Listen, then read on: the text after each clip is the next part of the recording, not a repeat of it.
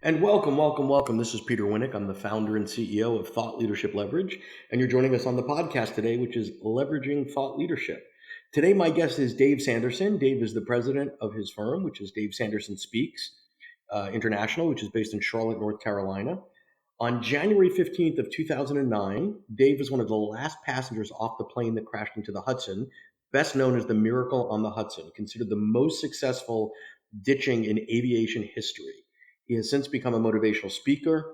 He is an author. He has done a TEDx talk. He has a radio show, Moments Matter with Dave Sanderson, and is a faculty member at the Leadership Mindset series based in Atlanta. So Dave is doing all sorts of cool things with his content based on an unplanned incident, obviously. So let's just sort of dive in here. Obviously, this wasn't premeditated that you got on the plane that day and say, this is what would happen. And as a result, my life would change. But maybe give us a little bit of a sense of what was happening in your life before, and then how you chose to sort of move into this space post the Miracle on the Hudson.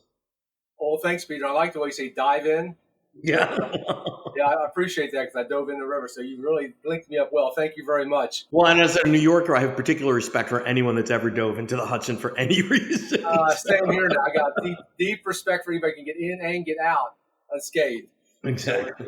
So I appreciate it. No, but that's a great question because before this situation happened to me, I was at that point I was 25 years sales professional, sales manager, and working primarily in large corporations around technology. So I was on the road, 3-4 days a week, and it was one of those. It was the grind, right? You have a good year, then you have a year that sort of got ramped back up. So Yeah. it was one of those experiences that it's great because you learn how to do a lot of different things, but it's grinding and you miss a lot of time with your family. Yep. So then the event happens, right? And how did you decide after that event to move into the space that you're in now, which is primarily on the speaking side, a little bit of authorship, et cetera? But what sparked that? That's a great question because it wasn't top of mind right after the situation happened to me.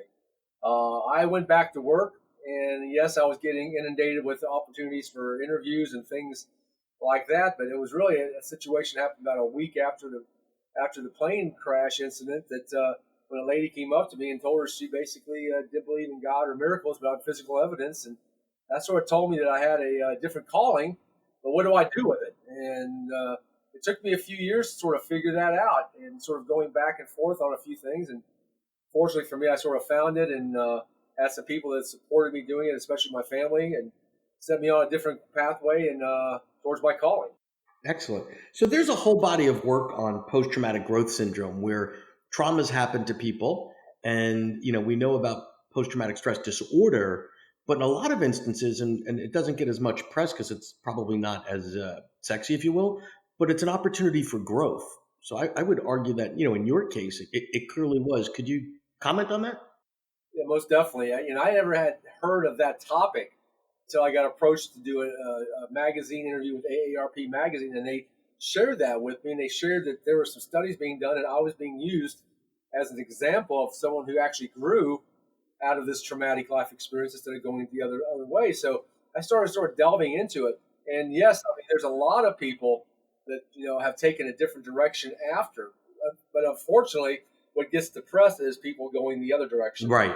And as we saw in the movie Sully, that even the captain has some episodes Sure. of that after what happened during our incident. So when I approached doing a TED Talk, I had several TED Talks asking if I would sort of debut that topic there because no one had really ever talked about it. So I was honored to be able to do that and share the topic and really get it out in the public eye for the first time during my TED Talk. Great. So now let's segue to where you are today. I left out intentionally a little nugget in your bio because I wanted to save it for now. Is on top of being a sales producer, you were director of security for a guy that some of us may have heard of, Tony Robbins. So you had some exposure, if you will, to the motivational space, obviously as a security person, but did that influence your decision at all?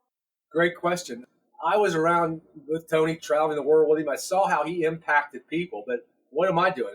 How can I do that, right? And so I never really thought about it until we were talking one day, and he told me basically it's time to cut the cord, burn the boats. You got to do this, and get out of your fear. Go ahead and do it, and you're made to do this. And he was fortunately for me, he took me under his wing and started really mentoring and coaching me about how to go about doing this. And so I'm really honored that he was that kind of friend to me and sort of mentored me. But it wasn't top of mind until he sort of cut the course and said, listen, it's time for you to do it. Burn the boats. And Love it. that's how I sort of made the call to do it. So let's get somewhat tactical now. So it's been 10 years, right? Yep. You have this event, and now you've made the decision, I'm going to go for it. So fast forward 10 years, it's worked out really well for you. You're a world-renowned speaker. You do a lot of fundraisers. You've written a book. You've got the TEDx talk. If someone's out there that obviously didn't have the event that you did, but is thinking of diving in, how would you advise them? What would you coach them? What would you tell them to do or not do? Well, first I would say that I think everybody does have a calling. Everybody has something that they can speak and or talk to or add value from. So I would just say, number one, get your mindset of how do you think you can add value to somebody else, or how do you do that today?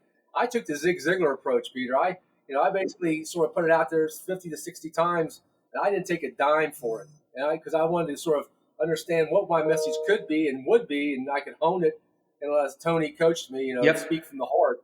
Now, during that time, though, I want to understand. Yep. Did you keep your day job? Did you keep your technology sales job? Most definitely. Okay. That was a certainty for my family. Okay, so I mean, I think that's interesting, right? Because sometimes it's fear, it's paycheck, it's all this other stuff.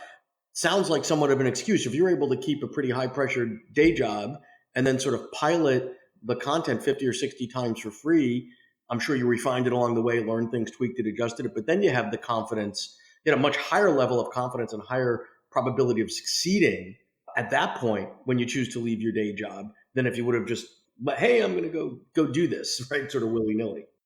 Yeah, and I never advise anybody to do that. I think, you got, it's like, flying a plane. You got to put the reps in, right? You got to put the reps in. It's not like Tom Brady, right? How many thousands to pass? You got to do it. So when I coach and advise people, because I do that as part of what I do, that's what first I say is we're not going to quit the day job just yet. We're going to make sure we have everything refined. We're going to get it down. We're going to make sure that you're locked and loaded. And candidly, the thing that changed for me was my wife had to buy into this. And it took her a few years until one day she said, you're pretty good at this. Why don't you go ahead and give it a run? And once I had her certainty to do it, then I knew that I could just go and do it and make a career from it. But okay. I also advise people that you have your other person be able to buy into it. If you're enjoying this episode of Leveraging Thought Leadership, please make sure to subscribe. If you'd like to help spread the word about our podcast, please leave us a review and share it with your friends. We're available on Apple Podcast and on all major listening apps, as well as at thoughtleadershipleverage.com/podcasts. So then you're ready to go forward.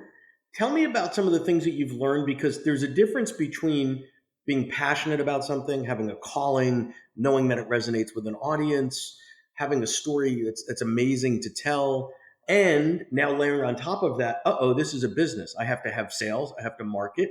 I have to find clients. I have to find my niche. I have to understand the competition. Sort of connect bridge that for me, because those are totally different planets, if you will, in terms of the capabilities and the skill sets required to master both. Most definitely. And, coming from the business world, I knew that, but candidly, I wasn't very good at it, very candidly. It was a new skill set for me. So, one of the things that I've learned, especially by being around my mentors like Bill and Tony and people I've been around, is you get the best people around you. You find people and, basically, model people who've done it. So I started modeling some of the people I saw being successful. And what they did is they had somebody be able to do their social media, somebody to do the follow-up call, somebody to do the media and follow up on the media. So I started looking and searching out and seeking out the best people I could find to be able to help me do all these areas so I could focus on the mission, which is serving people and really getting the message out. I think that's a key point, because my experience working with lots of authors and thought leaders and speakers over the years is, number one, to be an awesome thought leader, speaker, author, etc., that's not a skill that can be outsourced. That's not something you can give to Right. someone else. You can get help along the way, but it's got to be your stuff, your heart, your grit, there. Doesn't mean you have other people coaching you, advising, etc. The stuff that you can get help with, as you say, are the necessary pieces of the business operations side, which are social media, marketing, PR, branding, et cetera, et cetera. And what I find is a lot of folks early on struggle with that. They get to a place where they're proficient, but they're probably not good enough that anybody else but them would hire themselves. And they struggle. And more importantly, they're unhappy with the amount of time they have to allocate to those activities. It's almost like you got to eat a lot of vegetables to get to the good stuff. Right. So I love that early on you sort of came to that realization and built a moat around yourself. Now, how do you do that in a way that's cost effective early on and make, because you have to make investments into all those various things and you're going to make some mistakes along the way. So how do you do that? Once again, that's a great distinction because it is an investment. That's why I looked at it. And the first thing I did is I totally got my own personal assistant because I was still working a day job, Peter. Yep. I had commitments and I had to focus in on that. So I gave that responsibility to somebody else who was a former executive assistant with an executive who could multi-manage many projects at one time. So I found somebody who had a skill set of working for an executive who could do the travel and the follow-ups professionally, do all these things. And then as I started weaning myself towards doing this full time, I started then asking her and other people, okay, we need to really focus in on I'm getting a lot of media requests. I'm not good at this. I'm getting eaten up if I go in there by myself. So we started seeking out. She helped me seek out and build a team, and then she exited, which was, it's what happens, right? I mean, you can start building a team around, and she needs to do her own thing. So she started helping me putting these pieces together because she had done it for an executive. Got it. So once again, one of the things I learned is always find the best person you can to really and trust them. And I open the kimono and say, listen, it is. You handle it, and and you let me know what you need. And yes, it is an investment because you're not going to make a lot of money at first. So when you talk about investments, if you're like anybody else I've talked to over the years, some of those have paid off amazingly well, and others not so much. So let's start with the not so much. What are the things that you did that didn't pay off, and then what did you learn from them to move to the things that did?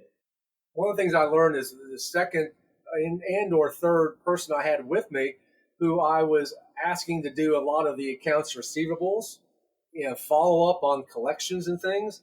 We weren't getting that done. Okay. I had to jump in, and I don't. And one of the things I've learned by being around somebody like a Tony Robbins is you got to be the good guy. You got to let somebody else be the bad guy. And I didn't want to be the bad guy, so that's one thing I learned extremely quickly, and I got behind. I'll be very candid. We got way behind because that person wasn't collecting. I had to jump in. Now I'm in the middle of something I don't want to be in the middle of because I need to go out and do what I got to do. Sure. And now I'm getting mixed up with it. And that's the time was probably the lowest time in this transition.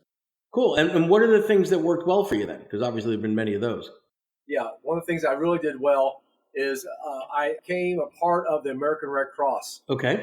And one of the things that I did, and it wasn't intentional at the beginning, but it became intentional. But I wanted to have a place that I could focus on giving back and contribution. Red Cross was there for me 3 times that day and the next day. So it was a natural bridge. But what you also find out is they are an international organization. They're the second most recognizable brand in the world. Sure. And I coach people. When I coach them, I say, this is one of the strategies that you need to look at is you need to look at, giving back and focusing on giving back first before you take.